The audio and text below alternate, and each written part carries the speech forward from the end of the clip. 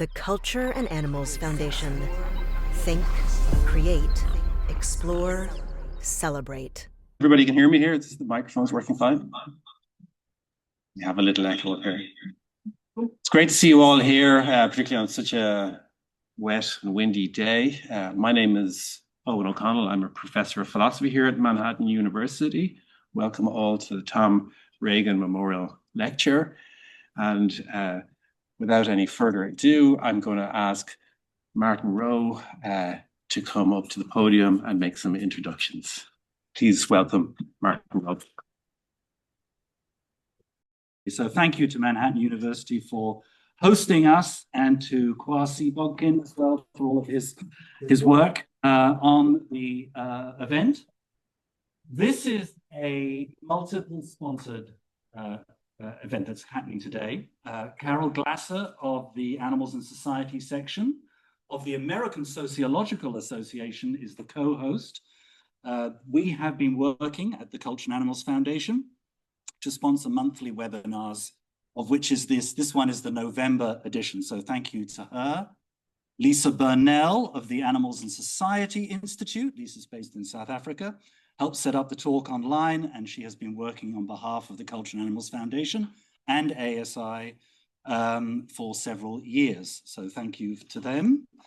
Thank you, obviously, to the American Anti-Vivisection Society. There's going to be a lot of acronyms thrown around today, so AAVS, and particularly to Sue Leary, who agreed to be the respondent to Professor Scott's talk today, and I'll introduce Sue shortly, and to Sarah Scott for giving the 2025 Tom Regan Memorial Lecture, and I'll introduce Sarah shortly as well.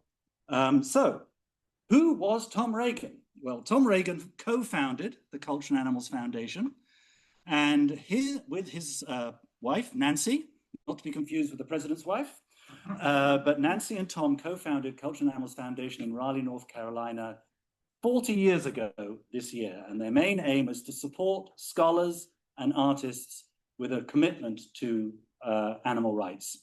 Tom literally wrote the book on animal rights, cunningly called The Case for Animal Rights, which came out in 1982, and is the signature volume on the deontological, for the philosophers among you, reason why we should support and care about animals. The Culture and Animals Foundation gives out annual grants. Check out January the 1st for our open invitation for grant applications for artists and scholars on our website.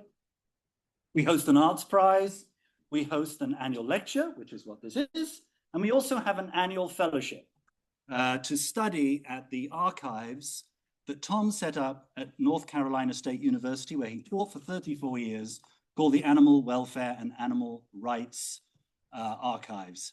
That archive has now grown to the largest animal welfare and animal rights archive in the United States. It contains the archives of the Humane Society of the United States, the digital archives of the American Society for the Prevention of Cruelty to Animals, and a host of other archives.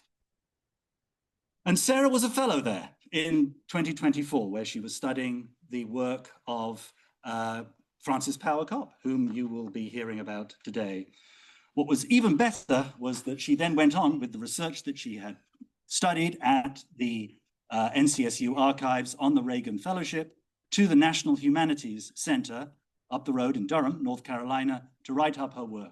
It was at the National Humanities Center that Tom wrote The Case for Animal Rights. Two philosophers over the distance of 43 years. So we at CAF thought it was appropriate for Sarah to bring the wheel full circle, as it were, and give a public talk about CAF as part of the Tom Regan Lecture.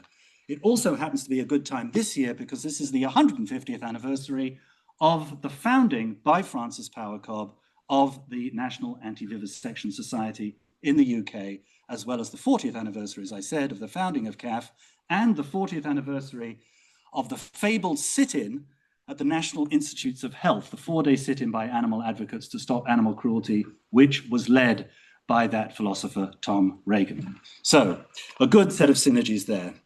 It's also, this lecture, an opportunity for us to announce that we are going to be partnering next year with the American Anti-Vivisection Society on 2 grants to an artist that is reimagining and reconceptualizing animals in science generally and animals in vivisection in such a way as to persuade a different facet of the human experience, as opposed to science and facts and knowledge. We want art and imagination and creativity. So we will be doing that. All right. So now is a very good time to talk about the use of animals in science as a technical, political, scholarly, and moral vector for how we humans view other animals. And so we need to look back at Frances Power Cobbe. So this is what will happen. Sarah will give the talk, then Sue will respond, and then we will have a chance to answer some questions. You can ask some questions at the end. We will also be taking questions from you online. Hello, we're from all over the world. For those of you online, put your questions in the chat, and then Carol will read them out, or we'll read them out and get them to the speakers. So first, Sue Leary has been president and CEO of the Alternatives Research and Development Foundation since 1995. She has a BS in biology and an MS in nonprofit management. Sue is also president emerita of the American Anti-Vivisection Society, for which she served as president from 1995 to 2025. From 2009 to 2025, Sue was chair of the Coalition for Consumer Information on Cosmetics, which operates the Leaping Bunny program for companies based in the US and Canada. Sue also served from 20 to 24 on the Scientific Advisory Committee on Alternative Toxicological Methods, which advises and makes recommendations to National Institutes of Health officials regarding activities of the Interagency Coordinate Committee for the Validation of Alternative Methods. So she knows whereof she speaks. And then finally, our speaker, Sarah Scott, teaches and conducts research in ethics and the history of philosophy at Manhattan College, focusing particularly on forgotten or interdisciplinary philosophers. She is the editor of the book Martin Buber, Creaturely Life and Social Form from Indiana University Press. And she has published several studies of Buber's ethics, aestheticism, and forgotten influences.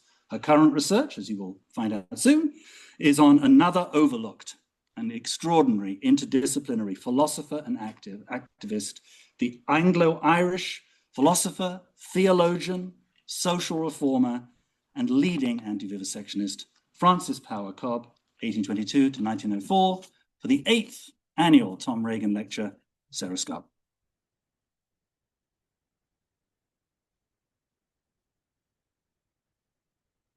Thank you very much, Martin, for that very kind introduction. It's a real honor to be selected to give the Tom Regan Memorial Lecture. And I'm very pleased to see my ethics students and my faith and reason students in the class, as well as other lovers of philosophy here. So thank you for that.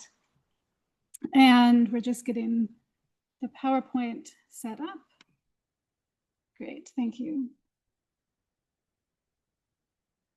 All right, so to begin, I want to bring you back to the context in which Cobbe was working. Imagine that women cannot vote, that they are banned from higher education, that once they marry, all of their property and income belong to their husband, and that it is extremely difficult to divorce or separate, even in cases of abuse. Imagine also that you have never heard the term animal rights, that animal rights are in a sense unthinkable, for there is no conceptual framework that would allow them to be thought. Animals exist only as property, and there is little protection against their abuse. Now imagine that even though you don't have the vocabulary or theory to express yourself, you sense something is very wrong and you want to change all that. Where would you begin? Today, I want to show you some of the ways that Cobbe used ethical theory and rhetorical strategies to change moral understanding. So Cobbe was born in 1822 in Ireland and then spent the last 2/3 of her life in England and Wales. One of the most well-known public moralists of her day, she published over 24 books. Extremely successful, these helped build the transatlantic women's rights and animal advocacy movements. She embraced 19th century print culture as well. For 6 years, 3 times a week, she wrote editorials for The Echo, the London evening newspaper, reaching their 100,000 readers, an audience academics could only dream of. She published numerous articles in high-profile journals and an astounding number of pamphlets. She estimated she wrote some 300 articles and pamphlets just against vivisection. Her writing and activism is credited with helping to pass the Married Women's Property Act, which allowed married women to have their own property and wages, and the Matrimonial Causes Act, which allowed women to separate from abusive spouses. She founded the world's first anti-vivisection organization. If you've heard Martin say, was known as the Victoria Street Society, but is now the National Anti-Vivisection Society, was instrumental in the passage of the Cruelty to Animals Act, and founded the BUAV, the British Union for the Abolition of Vivisection, which is now Cruelty Free International. Now, how did she do this while being banned from attending or teaching university? Well, besides her unique talents, she was bolstered by having come from a prominent Anglo-Irish family. Her great-grandfather was Archbishop of Dublin, and her 370-acre family estate, Newbridge House, which you can see here, is now open to the public who make a day of visiting it. She also never married a man, though she was partnered. This is Mary Lloyd, and they were together for several decades. Our story begins in 1863. A series of reports circulated that year of French veterinary students performing vivisection as part of their routine studies. Derived from the words for alive and cutting, vivisection refers to invasive experimentation or demonstration on living animals. Instead of using cadavers, French students performed some 60 operations over multiple hours on live horses, leaving in their wake mangled creatures, hoofless, eyeless, burned, gashed, eviscerated, skinned, mutilated in every conceivable way. Cobbe set out to ascertain the limits of human rights over other animals and wrote The Rights of Man and the Claims of Brutes. As far as she knew, it was the first attempt to deal with the moral question of using non-human animals for scientific research. She wrote it before the invention of the term animal rights, which did not emerge until the 1870s. The same month her article was published, Cobbe learned of vivisection being conducted on dogs, pigeons, and other animals at a laboratory in Florence. Cobbe was also in Italy, working as a correspondent for the Daily News. She wrote a petition to shut down the laboratory, supported by 788 signatures by prominent figures. Her activism grew until she was the face of the anti-vivisection movement. In her work, she identified a new moral phenomenon, scientific cruelty. So I'm going to walk you through her animal ethics, and then I'm going to show you how she used an analysis of cruelty and torture to build up the concept of animal rights. All right, so any ethical theory has to address the question, whom do we consider when making moral decisions? For example, Kant extended moral standing only to those beings who possess a rational free will, which non-human animals did not appear to have to him. He thought the moral harm of the abuse of animals was reducible to the effects it has on humanity, such as encouraging callousness, not the effects on animals themselves. Descartes went so far as to describe non-human animals as soulless living machines, leading followers to defend animal abuse on the grounds that they are incapable of experiencing harm.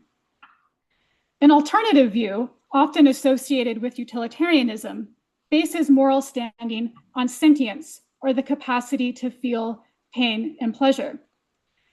In the 20th century, philosopher Peter Singer developed this understanding of moral standing into a robust animal ethics, arguing for the equal consideration of the interests of animals and calling for an end to most animal consumption and experimentation. But contrary to later developments in animal ethics, under Cobbe's influence, 19th century thought actually associated defenders of vivisection with utilitarianism. The history of this first wave of the animal advocacy movement has often been glossed over. The largely female leaders of the movement depicted as driven by sentiment rather than by ethical theory. Relatedly, the theism of the first wave has often been conflated with religiosity, when it is better understood as a continuation of the Enlightenment project. So Cobbe called her ethics intuitive moral philosophy. It was inspired by Immanuel Kant and the American transcendentalist preacher Theodore Parker. In her first book, Cobbe explained intuitive morality as the grasping of self-evident moral truths through the independent authority of the conscience. As a theist, she took God to be absolute goodness and the personification of the moral law, which informs the conscience in which we innately sense a duty to follow. Though self-evident truths are eternal and universal, she believed in progressive intuitionism, in which moral understanding evolves as indistinct concepts and principles become increasingly clear and distinct. She rejected what she took to be the contingency of utilitarian claims. Another main concern was that utilitarianism, under which she included the new Darwinian thought of the day, could not account for the duty to care for the vulnerable. In The Rights of Man and the Claims of Brutes, Cobbe did not refer to animal rights, vocabulary which did not yet exist. Instead, she framed ethical consideration as dictated by claims, that is, our duties to other animals. Her earlier work had identified central moral principles, including thou shalt love thy neighbor as thyself, and be perfect as thy Father who is in heaven is perfect. By love, Cobbe meant a disinterested and impartial benevolence to all sentient beings. She assumed all beings are created by God for a purpose or an end, which is God is absolutely good, must be a good end. She took the end of merely sentient beings to be happiness, so that we have an obligation to disinterestedly support the happiness of all fellow creatures or neighbors, including non-human animals. Humans, however, have virtue as our end, which is what she meant by the obligation to be perfect. When we love our human neighbors, we aim to support their virtue, as their happiness is a merely secondary aim. Now, Cobbe's notion that sentience confers moral standing differed from that of the utilitarians with which it became later associated.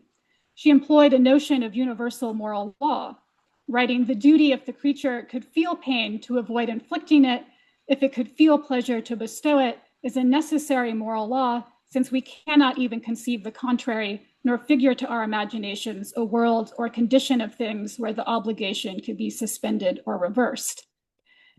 She also used a Kantian idea to argue against Kant's position that we have only an indirect duty to non-humans. A defining feature of duty is that it is not prudential. So each duty must be done for its own sake.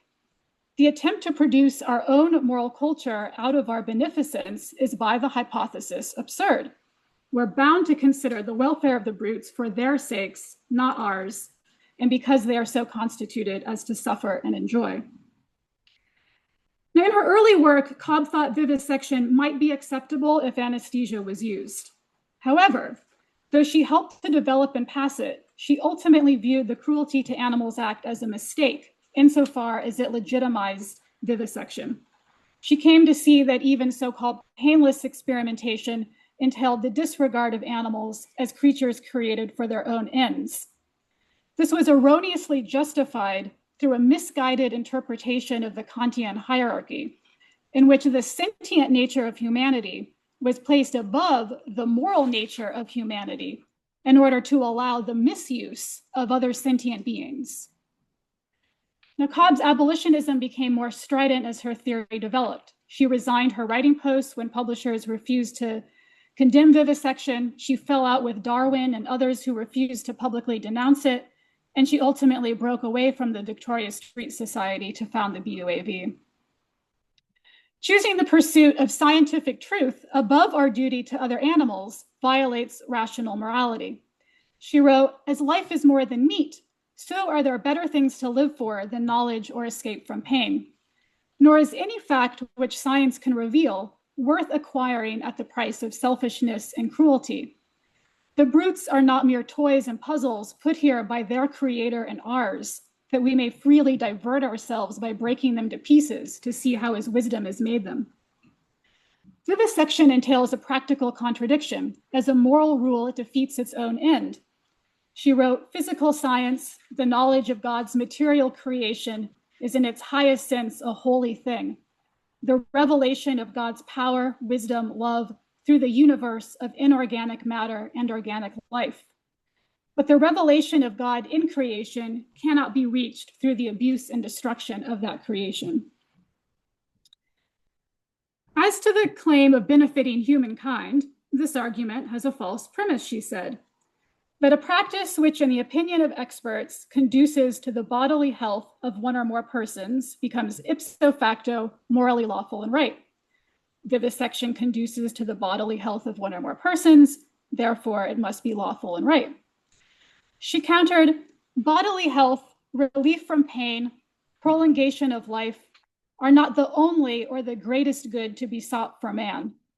Arguments defending it all rest on the crude, stupid, heathenish assumption that the moral interests of mankind are not worth considering and the physical interests are all in all. In 1895, she wrote The Divine Law of Love in response to Jesuit priest Joseph Rickaby, who defended vivisection on the grounds that we have only indirect duties to other animals. First, she took issue with the stance that rights and duties assume reciprocity. This critique was already implicit in her earlier essay with the title The Rights of Man and the Claims of Brutes, suggesting that non-human animals may have claims, that is, be moral patients, even though they may not be moral agents with duties. Cobbe distilled Rickaby's argument down to the following. Only beings possessed of understanding are persons, and only persons have rights. Beasts do not possess understanding, therefore beasts are not persons, consequently beasts have no rights. She countered by stating that regardless of the truth of the first premise, the second was false. Darwinian thought showed a continuum in creatures, such that at least some non-humans possess understanding, and so should be considered persons with rights. But she made a more general critique of Rickaby's way of framing moral response. Rickaby used the language of personhood and rights to draw artificial barriers to see how much harm may be done to another and how little need be done to help. He focused on negative duties or prohibitions on actions and ignored positive duties or obligations to perform actions. An orientation toward positive duties would instead consider how much can I do to serve and bless a fellow creature. Positive duties combine action with sentiment. They are virtues, our highest end. And not just refraining from harm, but actively supporting the ends of others. An orientation toward positive duties uses cultivated sympathy to discern appropriate action. For virtue has an epistemological component as well as a practical component.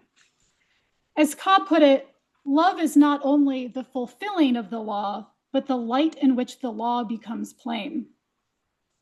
This was in keeping with her belief in progressive intuitionism, the ability for cultivation to render necessary truths increasingly clear.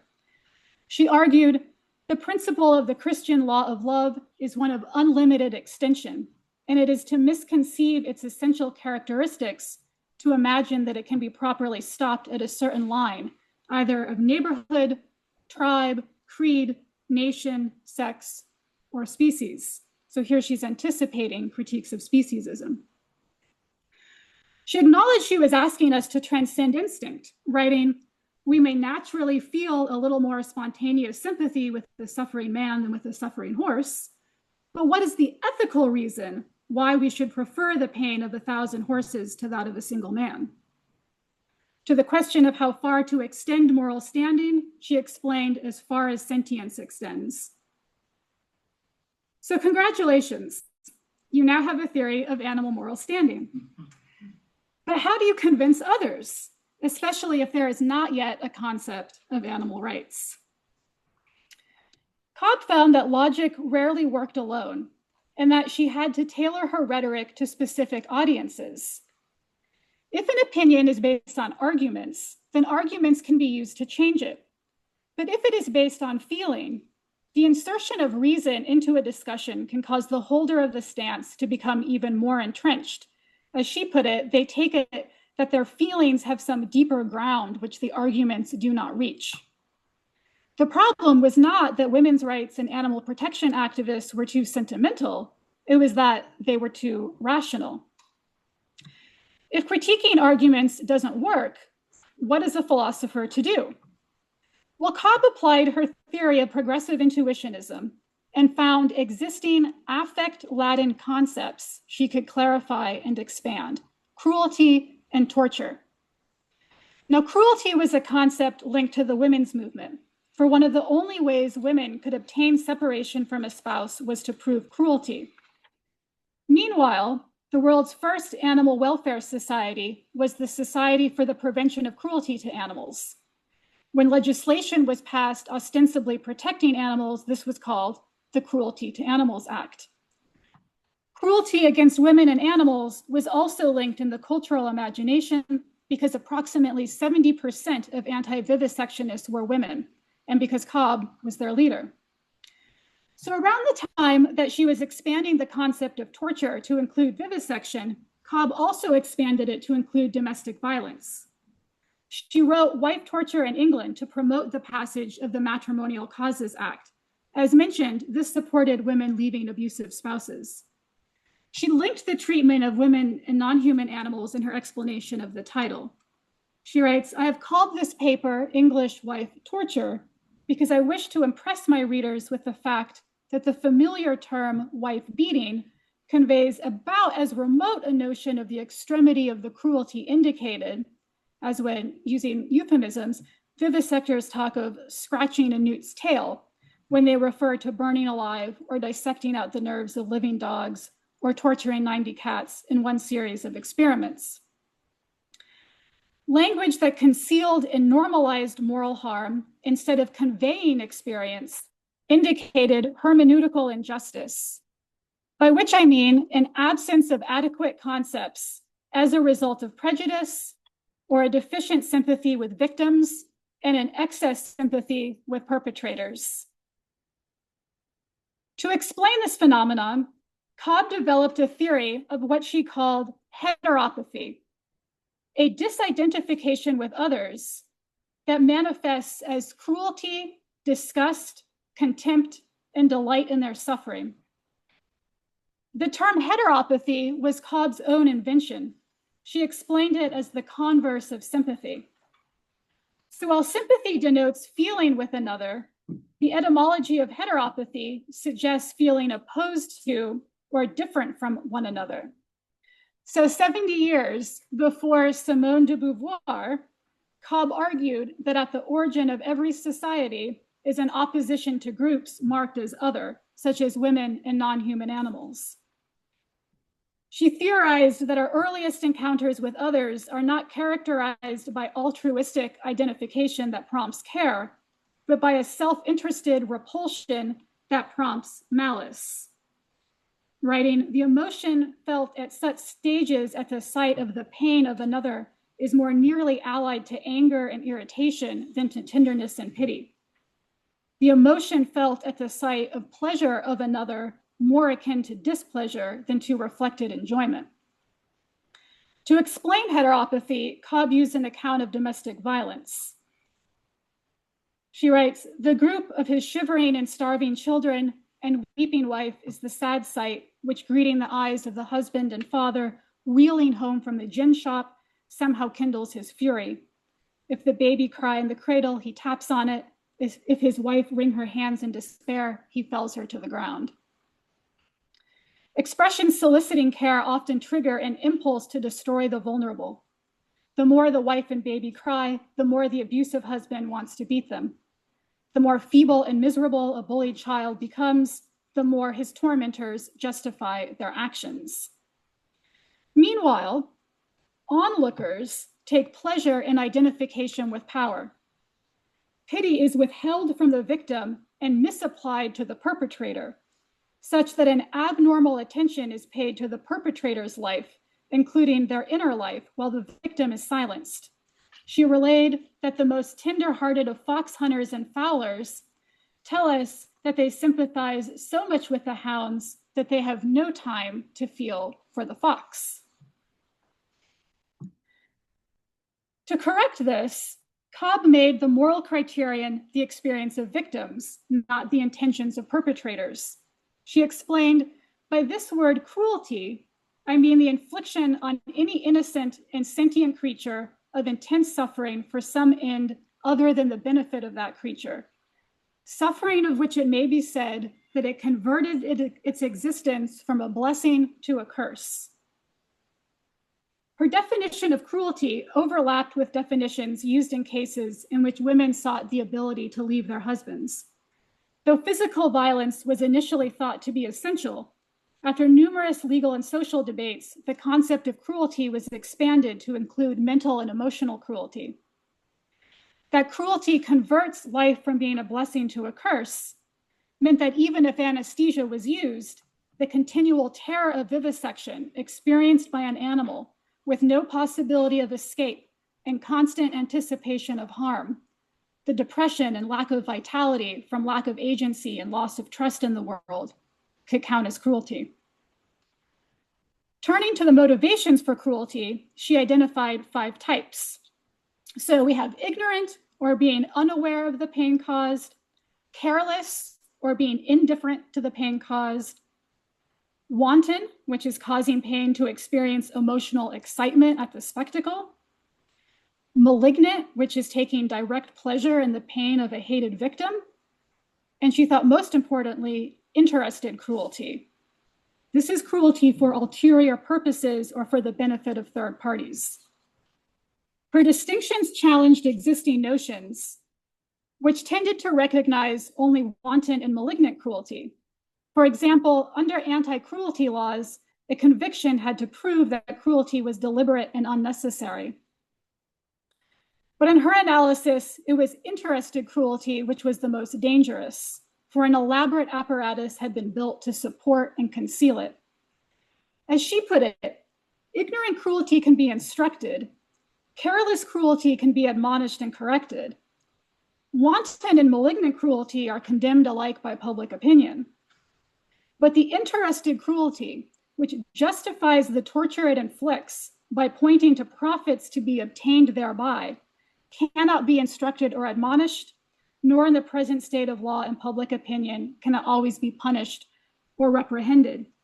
Yet this is the precise kind of cruelty from which all the worst crimes in history have sprung.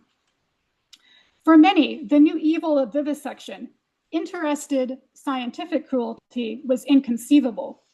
Cruelty seemed to be inherently unnecessary, while scientific cruelty was ostensibly justified on utilitarian grounds. But this justification was based on the apparently noble intentions of perpetrators and not on a disinterested consideration of the experience of victims. So Cobbe identified the most dreadful form of cruelty as the torture, the burnings, impalings, flayings, boiling in oil, breaking on the wheel of captives, criminals, heretics, and revolted slaves.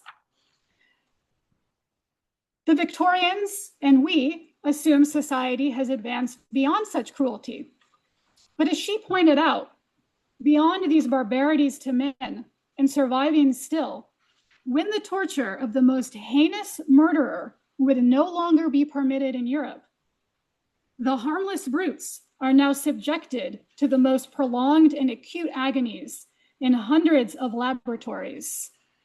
This anomaly is permitted in the interest of human bodies for the diseases of which it is supposed to seek remedies, just as burnings to the death by the Inquisition were sanctioned in the interest of human souls to prevent the spreading of perilous heresy.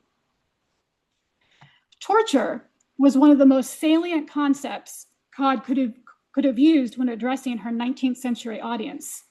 It tapped into the ways Victorian Britain positioned itself against prior centuries and against other cultures they viewed as being ruled by unchecked sovereigns and priests. Though Cobbe continued to emphasize positive duties, she shifted from discussing the claims of animals to the rights of animals. This was a radical new development in moral philosophy.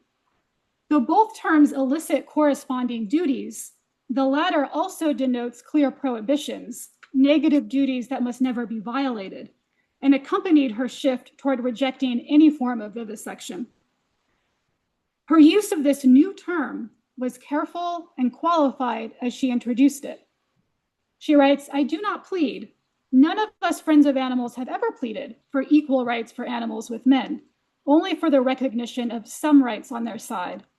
One thing only I have distinctly insisted on, their right to be exempted from the very worst evil which can be inflicted upon them, namely torture."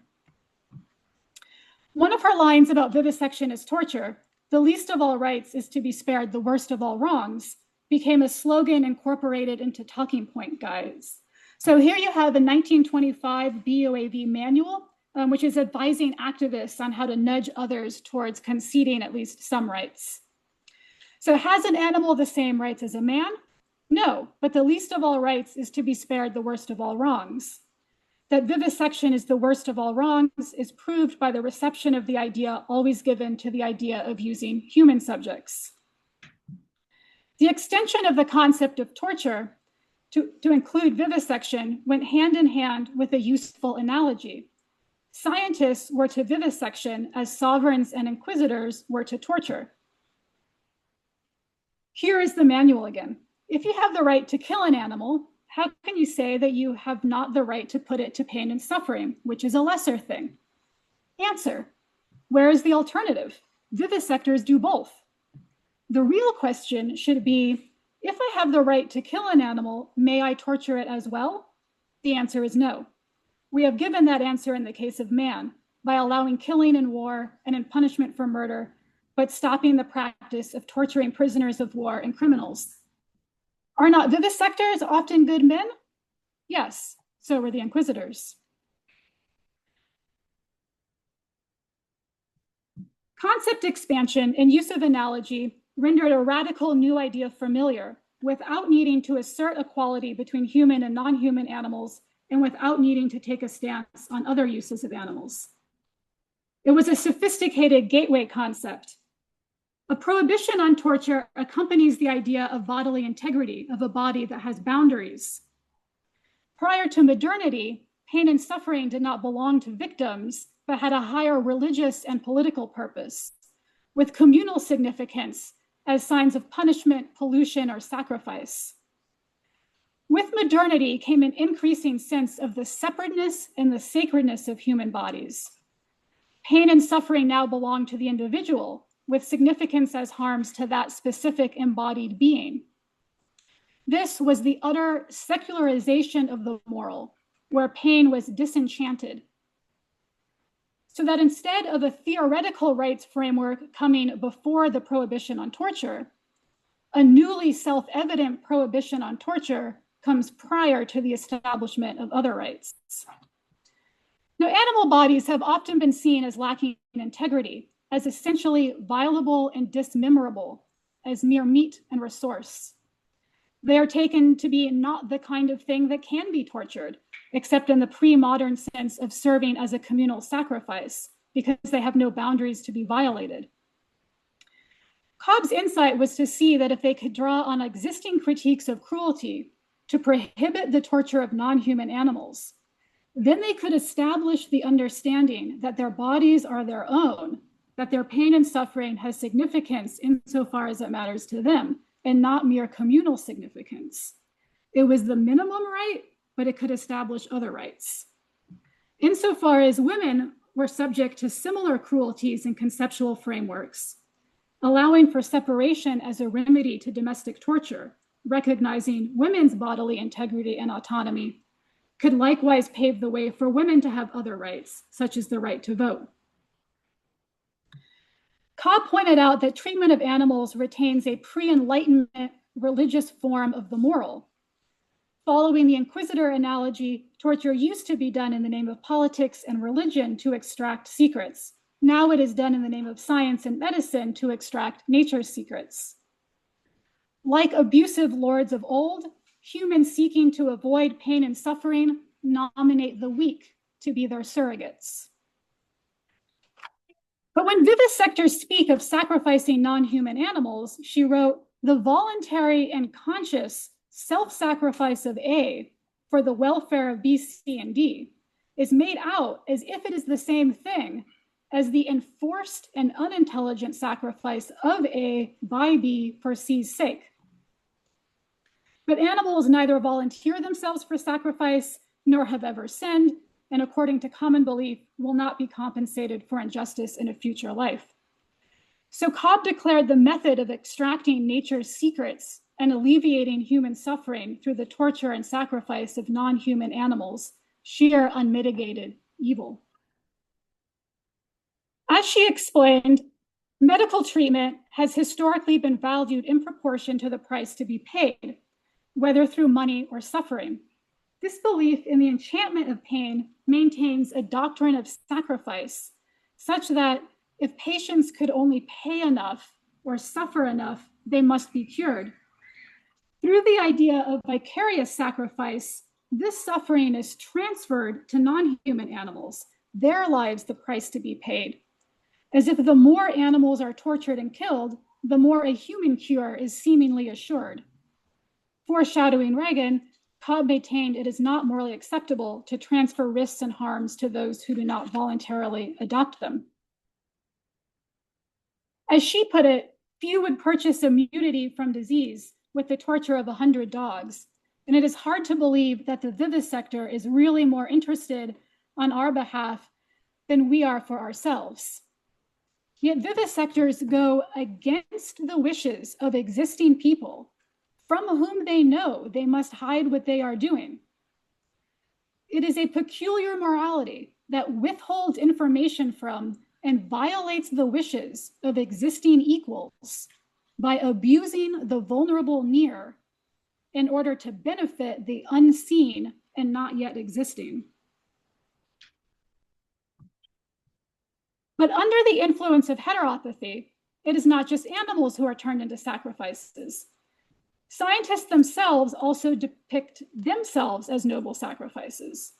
She wrote, "Our opponents, who are almost to a man utilitarians, talk grandiloquently of their duty to vivisect in the sacred cause of humanity, and bid us stand by and admire their deep sympathy with human suffering, which makes them sacrifice all their own tender sentiments of compassion to animals in the hope of bringing some relief."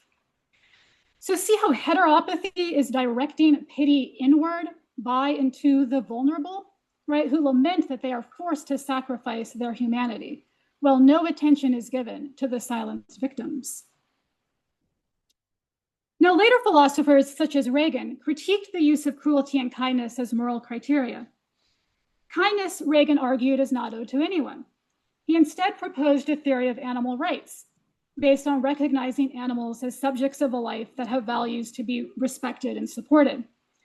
He was concerned that cruelty and kindness focused too much on the intention and mental states of perpetrators, writing, "The charge of cruelty will be taken as a denunciation of what they are, evil people, rather than of what they do." He cautioned this would give perpetrators an easy way out, since they could argue that only they know their mental state and that they derive no enjoyment from the act. But at the time of his critique, Cobbe's work was largely erased from history, which may have limited his analysis. Contrary to his anemic account of kindness, she took the positive obligation of disinterested benevolence to actually have the force of universal moral law and to be owed to all. Like Regan, she emphasized supporting the ends of each creature, though she rooted this in theism, not an account of subjectivity. Most importantly, in expanding the concept of torture, she gave a foundation for animal rights analogous to that which had been given a century prior for human rights. And it was this move that later ethicists such as Regan glossed over in their dismissal of the significance of cruelty and with it torture as moral concepts. So this leaves his concern that the framework of cruelty focuses too much on intentions. Cobbe's centering of the experience of victims, analysis of types of cruelty, and account of heteropathy anticipated these objections, however. So I'm going to wrap up with the debate over strategy that speaks both to Cobbe's contributions and to her erasure from history. Cobbe was faced with the problem: how do you get those with privilege to recognize moral harm and act to stop it despite their absence of sympathy? Indeed, while they are incapable of identifying with others. She used intuitive induction. By this, I mean the selection and enumeration of particulars in such a way that a concept is clarified so that facts are transformed in light of a binding concept. That sounds a bit complex, but I'll show you 3 examples which will make it clear. As I go through them, notice how Cobbe generated cognitive estrangement. So this is isolating a fact from a familiar narrative or context in order to transform its meaning. Notice also how in the face of heteropathy, turning suffering into numbers and terse third-person reports makes it more real than first-person narration or sentimental fiction. So first we have an anti-vivisection pamphlet, Light and Dark Places. So argumentation takes the form of a collection of reports and illustrations. Since animals cannot testify, the material came from scientists themselves. She called attention to her own process, performing objectivity, writing, "Every illustration in this pamphlet may be taken with certainty to be a vivisector's own picture of his own work, such as himself has chosen to publish it." So I'm going to show you a set. The material is disturbing, although I've shown one of the least graphic images. So I'm not going to read the excerpt aloud. You can decide for yourself if you would like to view it.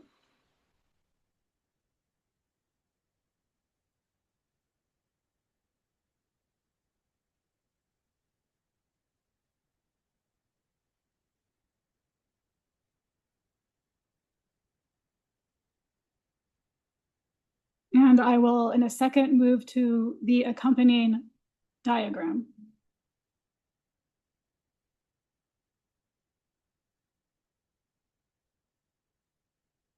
All right, next we have a book called The 9 Circles of Hell in reference to Dante's Inferno.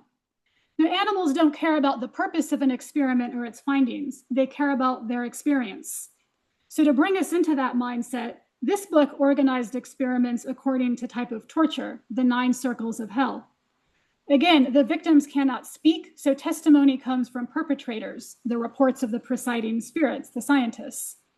The only commentary, so just notice this as an interesting use of rhetoric for philosophic argumentation. The only commentary is in the preface, where Cobbe assured nothing in the text has been added save verbatim extracts with references. So I'm going to show you an example. Once again, I'm not going to read it out loud, and you can decide if you would like to do so yourself.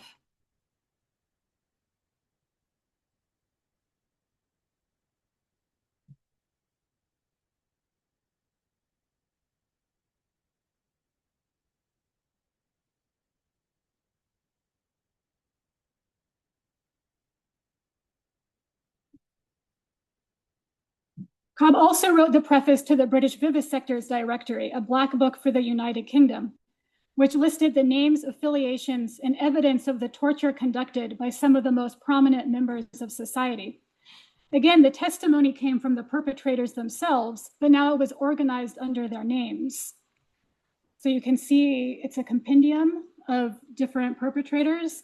For example, you see David Ferrier. This was the first person to be tried under the Cruelty to Animals Act.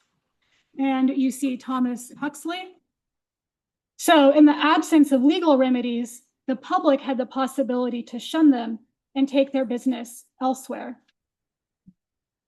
A letter by Eleanor Vera Boyle is indicative of reactions to Cobbe's efforts. She wrote to Cobbe that she cannot read the material as it is too upsetting. She is downtrodden at the list of perpetrators and warns that each physician listed has their own kingdom of hundreds of patients that will not go against them. Similarly, Wilkie Collins, who used Cobbe's research to write his novel Hard and Science, explained in letters to her that he intended to write without terrifying and revolting the reader, saying, "If I told the audience 1/10 of what you know, they would close the book." He instead made the vivisector the object of compassion and hid the true horrors of their abuse in order to not turn off readers and get them to stay with the moral argument. Generations later, activists are still debating rhetorical strategy and ultimately moral epistemology. Now, unfortunately, Cobbe's own theory of heteropathy predicted her fate in history. The result of works such as the Black Book was sympathy was extended to perpetrators and Cobbe was the one shunned. Women anti-vivisectionists extending Enlightenment concepts and employing philosophic arguments were branded sentimental and irrational. And so Cobbe was erased from the history of philosophy. But even though she was forgotten, the revolution in moral understanding could not be stopped. Thank you.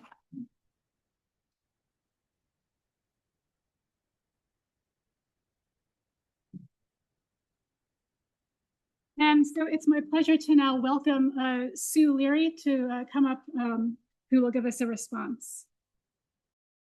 Anyway, thank you very much. And it's a pleasure to be here. I thank the Culture and Animals Foundation for inviting me here today. And thanks to Manhattan College for hosting this event. I met Tom Regan in the early days of my animal advocacy and got to know him a little better over the years, attending the conferences that he organized in North Carolina. And I invited him to give the keynote at American Anti-Vivisection Society's 125th anniversary, which was in 2008. He was a brilliant speaker and a brilliant thinker, and I remember him with great appreciation. Thank you, Dr. Scott, for your research and your presentation. Of course, I've been around for a while, but I didn't know Frances Power Cobbe. We didn't overlap. But the founder of American Anti-Vivisection Society certainly did know her. American AV was founded by Carolyn Earl White, who sailed to England in the 1800s on a number of occasions to meet Frances Power Cobbe and other colleagues who were working in the early days of animal protection. In her address to the International Anti-Vivisection and Animal Protection Congress in Washington, D.C. in 2013, Carolyn Earl White started her presentation by saying, Miss Frances Power Cobbe was the apostle of anti-vivisection. She later credits Miss Cobbe with inspiring the establishment of the American Anti-Vivisection Society, AVS, as we call it, again founded in 1883 in Philadelphia, which was Mrs. White's hometown and mine too. So I welcome you to learn more about AVS's past, present, and future on the website, which is avs.org.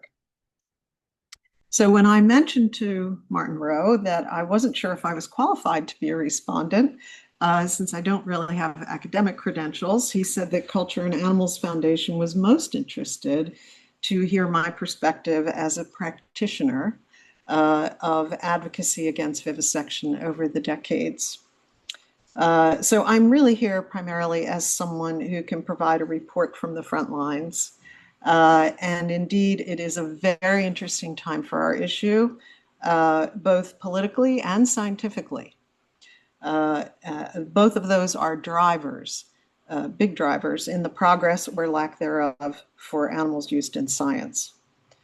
But before I share some thoughts about that, I do want to respond to one aspect of Dr. Scott's presentation, the use of the word torture in relation to animal experiments. And I'm going to do that with a true story about Jane Goodall, who, since her recent death, which you probably know about, I believe has demonstrated the effectiveness of her style of advocacy.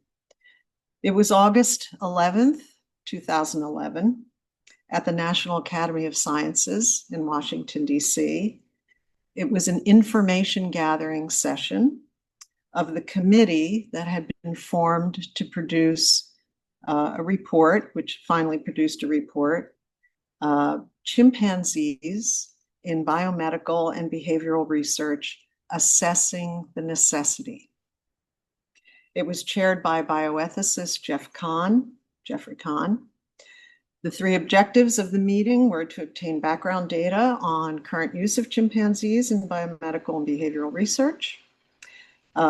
Second, to explore potential alternative models to chimpanzees. And third, to seek public comment about the scientific need for chimpanzees in biomedical behavioral research. So along with many colleagues from national animal protection organizations that had been urgently working to get chimpanzees out of labs, I was there to provide one of those public comments.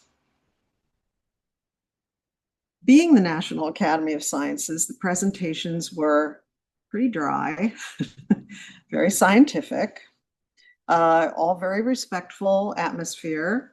There certainly were many widely varying different points of view in the room, but morning sessions were explaining what kinds of research were done on chimpanzees. We broke for lunch, and the agenda said that after lunch, there was going to be a special lecture by Jane Goodall via video conference, which was a pretty fancy thing at the time. This is before Zoom. Everybody was doing Zoom calls. I came back to the room after lunch and it was packed. People who worked at the National Academy of Sciences had poured out of their offices, apparently, that were upstairs and filled all the seats. The lecture room, bigger than this, was overflowing. People standing in the aisles and in the back, the doors all open. Everybody wanted to hear Jane Goodall. Leading the discussion after her presentation, Jeffrey Kahn asked Jane Goodall, "Is it torture?"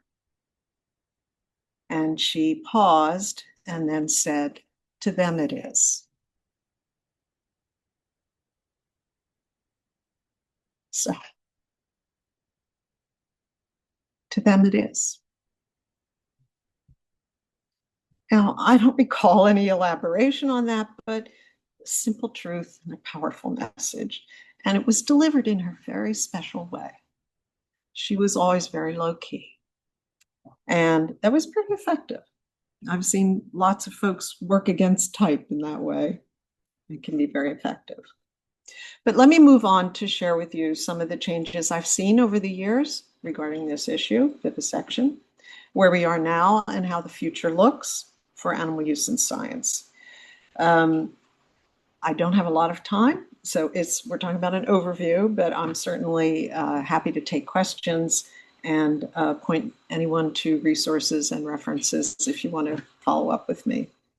So how did I do this? I was a little science girl.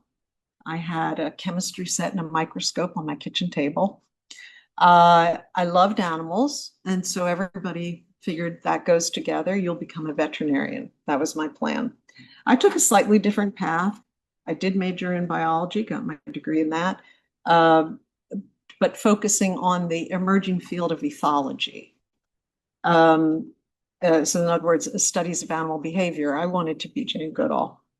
I graduated in 1976, and I was fortunate in that time to be a young person in college when there was a lot of openness to nonconformist views, certainly more than previous decades. The civil rights movement, the anti-Vietnam War movement, and the women's movement were all still very fresh and ongoing. I also discovered my inclination for organizing people and projects.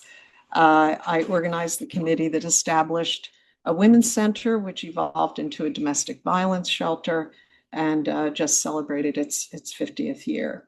But animal rights hadn't made it to my campus. I watched Harry Harlow films. Some of you may know that he did maternal deprivation experiments, and there were a lot of films of those with a lot of suffering of baby monkeys, infant monkeys. And I thought, that's sad. So first it was a feeling.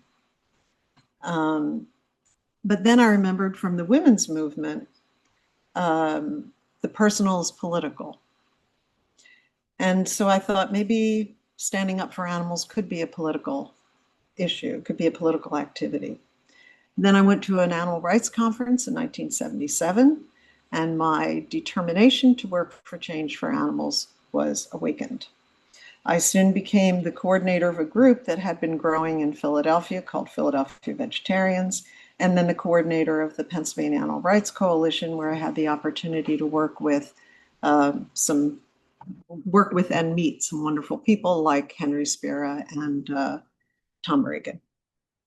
So there was a lot. There was a lot happening in the 70s, late 70s, early 80s, stimulated in large part by Peter Singer's Animal Liberation and a whole generation of people like me who had witnessed other social movements and saw ways to apply it.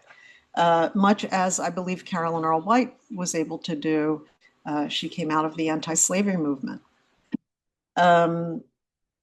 So Henry Spira, who I mentioned, a New Yorker, was a groundbreaking campaigner in our space, uniting many organizations like the American Anti-Vivisection Society to oppose the Drey's rabbit eye test, and mobilized consumers against companies that were targeted for cosmetic testing. He wrestled agreement out of those companies to fund development of alternative methods. PETA, or People for the Ethical Treatment of Animals, emerged at that time in that era. They embraced the sort of expose approach and were successful in breaking through a lot of media complacency and skepticism. Large demonstrations were arranged. 1983, Mobilization for Animals had demonstrations at the 4 regional primate centers. So that's just a snapshot, but just suffice to say it was a time of real growth. Animal groups were funding alternatives research. There were amendments to the Animal Welfare Act. Bioengineering was changing science. Numbers of animals went down and then went up again because of the genetic engineering of mice. But in the 1990s, the chimpanzee issue emerged because the intense breeding of chimpanzees in labs for AIDS and HIV research resulted in a real problem, as they discovered that chimpanzees were not found to be a good model for the disease. So we had captive bred chimpanzees and what happens to them. A series of policy matters around the chimpanzees resulted in the Chimp Act, which mandated retirement of chimpanzees, federally owned and supported chimpanzees who were no longer used in research, and further that their retirement would be funded by NIH.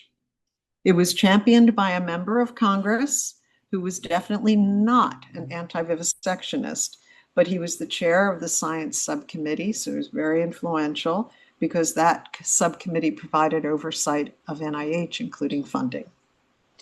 And he happened to be the representative for the then executive director of American Anti-Vivisection Society, Tina Nelson. And I think she had a lot to do with influencing him. And I'd say that the next big moment came when the Environmental Protection Agency, or EPA, asked the National Academy of Sciences to form an expert committee, which resulted in a publication called Toxicity Testing in the 21st Century, a Vision and a Strategy. It was a remarkable moment when leading toxicologists came together and were tasked to seriously assess if there was a better and more humane way to conduct safety assessments of chemicals regulated by the agency, in other words, the EPA. Dr. Martin Stevens, at the time Vice President of Animals and Research at the Humane Society of the United States, or HSUS, now Humane World for Animals, served on the committee as well. I attended the meetings that were public, although it started its work quietly under the radar for most of the animal protection organizations. You can look up the report. I encourage you to. But I can tell you that the most remarkable thing was the determination of the committee leadership after the report was published not to have it sit on the shelf. These scientists spent 2 years and more after publication in 2007, taking on all challenges and questions and what ifs from their peers.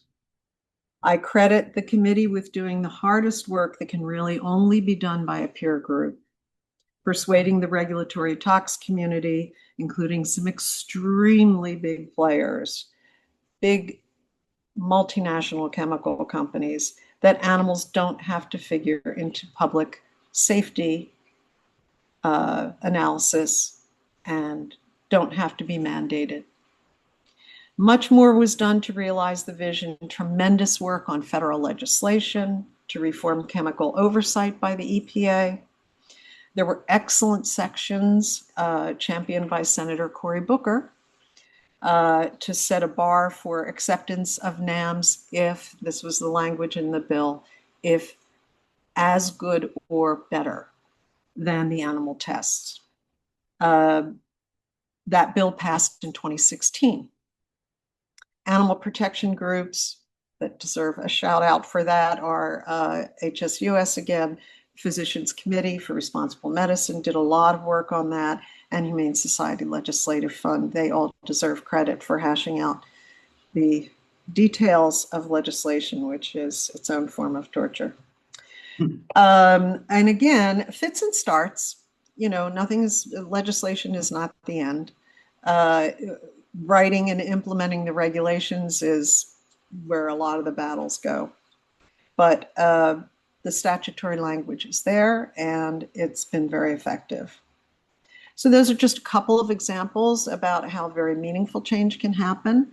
Many factors have to sort of converge. It's somewhat unpredictable, but change is going to happen.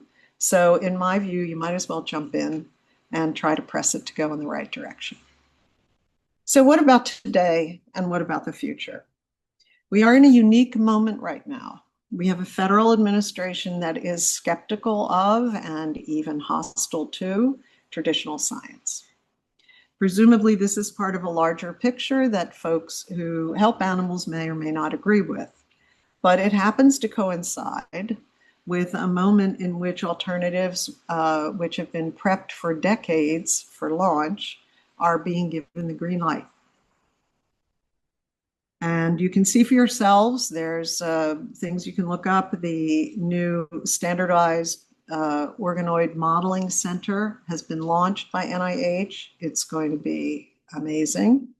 Food and Drug Administration has a new policy statement that for certain drugs, they are instructing companies to submit safety data from non-animal methods. It's a genuine moment of opportunity, and animal advocates should be proud of the role we've played in ensuring that the science is able to address these regulatory needs without animal testing. But speaking of needs, I want to wrap it up with this, circling back to that chimpanzees in biomedical and behavioral research assessing the necessity, the word necessity being very important there, key. Before the meeting I mentioned earlier that had Jeff Kahn and Jane Goodall, the first meeting of the committee was actually in May 2011. There was a different committee chair. He had to resign after some due diligence by animal advocates pointed out his conflict of interest. And representatives from NIH were at that meeting. NIH had been asked by Congress to sponsor the study. They helped open it. An NIH representative was tasked to charge the committee, expressing their task. And she said that they should look only at the science and that ethics was outside the scope of NIH's interest. Members of the committee, some of them, questioned how they could possibly consider necessity without considering ethics. It seemed to me that the NIH representative started to get quite frustrated, finally admitted that NIH was only doing this because Congress insisted, and that they don't feel that there is any unnecessary use of chimpanzees because their system is good and it is set up to ensure that does not happen for chimpanzees or any animal. If animals are being experimented on, it must be necessary because they've approved it. And yet, after a very thoughtful and admittedly resource-intensive examination, the committee concluded exactly that chimpanzees were not necessary for the uses in NIH-funded research that they had looked at. I was struck by how very sure the NIH scientists were, very firm in their position, but they were mistaken. And I think we were all shocked when, within a half hour of the committee's release of their report, NIH Director Frances Collins issued a statement that NIH intended to comply with all of the committee's recommendations. They would appoint a special committee of their Council of Councils to determine how to implement their recommendations, which they did. And then ultimately in 2015, NIH decided to stop funding all invasive research on chimpanzees. Again, many factors contributed.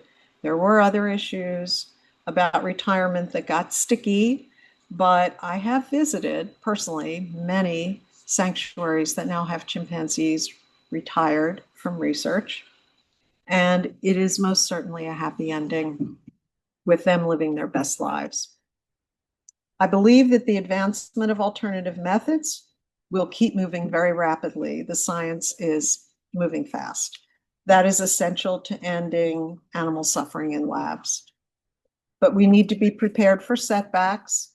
Science moves very quickly, and it is highly complex. Interests diverge, which of course creates friction and tension. We need to be fully engaged to ensure progress for animals. That can only happen with informed and dedicated and principled advocacy. So meaningful, lasting change is the goal I articulated for our organizations in 1995, and a goal that we share with other colleagues and allies, and we've made a lot of progress. But what can we do as individuals to end? Keep learning, share our beliefs, build understanding, and act on our convictions to bring more kindness into the world in general and help animals in the ways that we can, or at least try. So good luck to each of you, and thank you for your interest. Right. So the question was asked about Mary Lloyd. This was Frances Power Cobbe's partner, if she was also involved in animal advocacy. She was involved insofar as she was members of organization and on leadership committees and things like that, but she herself was a much more private person. Cobbe was, I think she only survived doing the work that she did because she was extremely optimistic. Mary Lloyd was a bit misanthropic because of sort of like the other side, that where the advocacy movement can take you. And so she preferred to be behind the scenes here, while Cobbe was the more optimistic advocate. Yeah, this is just like a follow-up question, I guess. But after Cobbe published the Black Book, was it more like a concerted effort to sort of like forget her or like erase her work, or was it sort of just like kind of just like happened that people slowly forgot about her? So the question was asked about the response to the Black Book, and was it a concerted effort to erase her or whatnot? It was both. So the Huntington Library has a collection of 900 letters that were sent to her, and I went through the 900 letters, and it was this emotional roller coaster as I could see the advocacy starting to take shape, and she's making all of this progress. And then she starts to expose the most prominent figures in society, and they all start to turn against her, and all of her friends leave her. And it's letter after letter where now people saying, I'm sorry, I can't support you. I'm sorry, I'm not going to sign a petition. I'm sorry, I can't do this and that. And then, yeah, she went from being one of her books, The Duties of Women, was proposed to be the ethics textbook for women's colleges in the United States. Like, that was her stature. And then within a decade or so, she was just eliminated. And now you will not find her name mentioned in any contemporary ethics book. So, yeah. Did any of her work go beyond like the experimentation of animals, like to vegetarianism and like kind of the ethical treatment of animals as like, you know, like a resource as opposed to like a scientific endeavor? Yeah, the question is asked about her other use, her writing about other uses of animals. She was not a vegetarian, and so this caused, she was really at the avant-garde, right? So you had the next generation who was promoting vegetarianism and other parts of the animal rights movement. She was really at the beginning, right? And so she did get some backlash from later advocates while she was alive. She became increasingly more sensitized to things. So from her class background, she initially defended sport, right? Like she defended, you know, fox hunting and things like that, saying, well, it'd be preposterous to compare that to vivisection. As the decades went on, she became more and more strident against the use of, you know, sport, writing really striking passages about how sport is really just killing and, you know, things like that. She was also against the use of feathers. This was a big topic of the era, like women using bird feathers in their hats and things like that. So she worked against sport and use for clothing and things like that, but not diet. And part of that is because industrialized farming did not exist. So she just had a different understanding of it. Maybe online. Carol, do you want to read the first one? Yeah, we have a couple questions here. Mia wants to know if Frances Power Cobbe's example and work was or is useful in Sue's work and that of associated organizations working on vivisection. Well, that's hard to say. I can't say we refer to it very often on a day-to-day basis, but I was certainly interested to hear more today, and I think we do look back to Carolyn Earl White's work quite a bit. That's been our 19th century point of reference, but now we have a new one. I think one way in which she might be useful would be to look at all of the different rhetorical techniques. So again, are you organizing the material under like new concepts or analogies? Are you organizing it under perpetrator? Once you start to organize it under perpetrator, you get into interesting trains of thought. Like, is it a part of a patriarchal society or something like that? Like once you start to think about the perpetrators. Also, I think the Black Book of Vivisectors goes along with actually like some of the Leaping Bunny, like the idea that like the consumer has a choice, right? Like we publish the list of the physicians and scientists, and now you can decide if you want that to be your doctor or not. And now the consumer can go look at products and decide, like, is that the product that I want to use or not? You have a question online? Yeah, Kim has a question. Kim says, great presentations. Thank you. I'm fascinated by the contrast between Frances Power Cobbe and Anna Kingsford. Can you please say something about the differences and dynamics between them?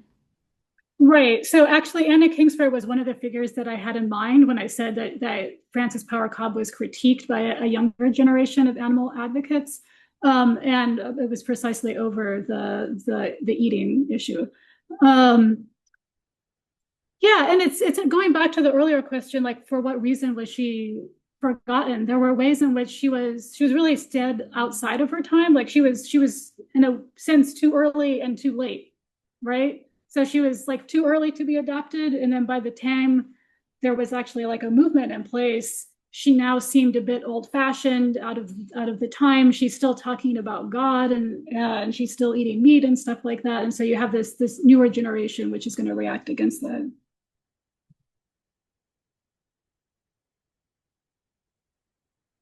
Sarah, just thinking about the difference between the sort of deontological and utilitarian approaches, and we, you know, as you pointed out, we tend to think of concern for animals being motivated by utilitarian intuitions about sentience, and you know, but you're pushing this, or well, I mean, not you, but in terms of Frances Power Cobbe, talking about this notion that animals have ends, and that we should, in some sense, understand their ends, and not only that, but promote them or respect them. There's some claim about we maybe have an intuition about that. So just wondering if you could speak to what you think, is a more, from a philosophical perspective, a more powerful appeal. Like, what do you think is the more powerful argumentative basis for a claim that we should have moral concern for animals? Is it the sentience claim, or are the utilitarians on the right track? Or, does somebody like Frances Power Cobbe and the deontological approach, which I guess Tom Regan revived in some sense, do you think that has the more powerful, stands to be the more powerful philosophical basis for these claims? Yeah, it's a good question. The question is about which has the better foundation, a deontological approach or a utilitarian approach. Now, in practice, if we're thinking about advocacy, they're going to overlap on 90% of issues, right? So Peter Singer and Tom Regan collaborated on a lot of stuff and really supported each other, right? But there was still fundamental theoretical differences, and then those fundamental theoretical differences end up making a huge difference when we get to 10% of the cases, right? So, I mean, Cobbe's concern was really epistemological, that there was just no foundation for utilitarianism. That it was interesting because she didn't disagree with utilitarian principles. She disagreed with their foundation and said, we need to have a Kantian foundation where it's coming from duty and intuitive moral law. And then the intuitive moral law is what might give us utilitarian principles, right? But I mean, one way in which, it would be lovely if Regan were here to share his insights, how would he react to Cobbe? But one thing which is interesting about Cobbe, which is just from a purely rhetorical standpoint, she maintains human hierarchy over non-human animals. And many ethicists and advocates might take issue with that approach, right? But at least in her time, but I think maybe even our time, it's maybe a bit more persuasive because you're not establishing equality, which people can kind of bristle about. But also because in insisting there's a hierarchy, she's holding humans to a higher moral standing. And she's saying we have a duty to be virtuous, not to pursue happiness. And this idea of supporting bodily health and stuff like that, that's not our highest end. And so it's, in some ways, it's easier for her to completely rule out all vivisection because in the end, bodily health is not the highest good for her. So I'd like to thank Sarah Scott and Sue Leary for the presentation. Thank you very much. Thank you for everybody online. The Culture and Animals Foundation. Think, create, explore, celebrate.